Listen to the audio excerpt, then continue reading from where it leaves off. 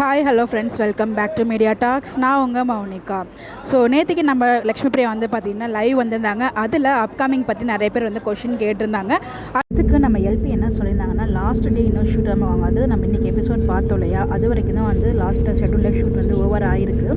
So நம்ம அதாவது ARS கார்டனில் போலீஸ் ஸ்டேஷன் ட்ராக் வந்து ஷூட் பண்ணியிருந்தாங்களே, அது வரைக்கும் தான் வந்து அவங்களுக்குமே தெரியுமா.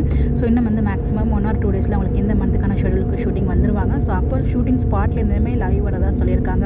நம்ம ஆல்ரெடி அப்டேட் கொடுத்துருந்தோம். இந்த லாஸ்ட் ஷெட்யூலில் ஃபுல்லாக வந்து பார்த்திங்கன்னா ஃபுல்லாக ஒரே காஸ்டியூமில் தான் ஃபுல்லாகவே வந்து அவங்க இருந்தாங்க.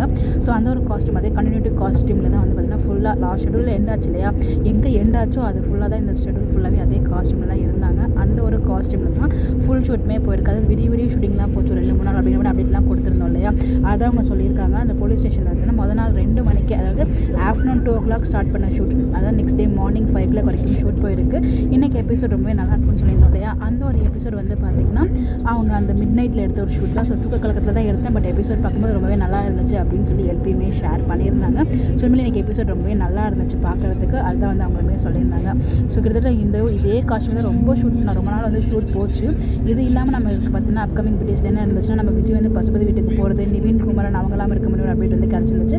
அது மட்டும் இல்லாமல் ஒரு பெரிய சம்பவம் வெண்ணிலா இருக்காங்க இல்லையா, அவங்க அப்புறம் பசுபதி ராகினி அவங்க ஒரு பெரிய சம்பவம் பண்ணியிருக்காங்க. அது நமக்கு மொட்டை மாடியிலேருந்து ஒரு அப்டேட் வந்து நம்ம பிரவீன் மன்னர் சார் ஷேர் பண்ண ஒரு அப்டேட் இது மட்டும் தான் காத்துட்ருக்கு.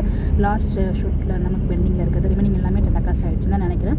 மேக்ஸிமம் இன்னும் 1 or 2 hours வந்து 1 or 2 days வந்து பார்த்திங்கன்னா ஷூட்டிங் ஸ்டார்ட் பண்ணிடுவாங்க. நமக்குமே அப்டேட்ஸ் கிடைக்க ஆரம்பிச்சிடும்.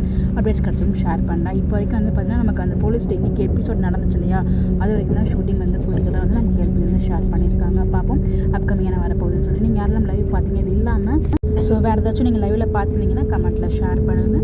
நம்ம வந்து அப்டேட்ஸ் வந்து ஷேர் பண்ணுவோம். நான் வந்து ட்ராவல் பண்ணிகிட்ருக்கேன். ஸோ அதனால தான் வந்து பார்த்திங்கன்னா அவ்வளோ உங்களுக்கு கிளியராக இருக்காது voice. So sorry for that. கண்டிப்பாக வந்து பார்த்திங்கன்னா ஓரளவுக்கு அட்ஜஸ்ட் பண்ணி தான் இருக்கும் வாய்ஸு, ஏன்னா ட்ராவலில் இருக்கிறதுனால. ஸோ கண்டிப்பாக வந்து பார்த்திங்கன்னா சப்போர்ட் பண்ணுங்கள். எப்பவும் போல் நான் பிரதரோட ஆல்ரெடி ஒரு வீடியோ நான் மென்ஷன் பண்ணியிருப்பேன், பிரதர் மேரேஜ் வந்து ஊருக்கு போகிறேன் அப்படின்னு சொல்லிட்டு அதை பற்றி தனியாக ஒரு வீடியோ ஷேர் பண்ணணும்னு நினச்சிட்டு இருந்தேன். பட் முடியல. ஃபைனலாக வந்து நெக்ஸ்ட் வீடியோ நான் ஷேர் பண்ணுறேன்.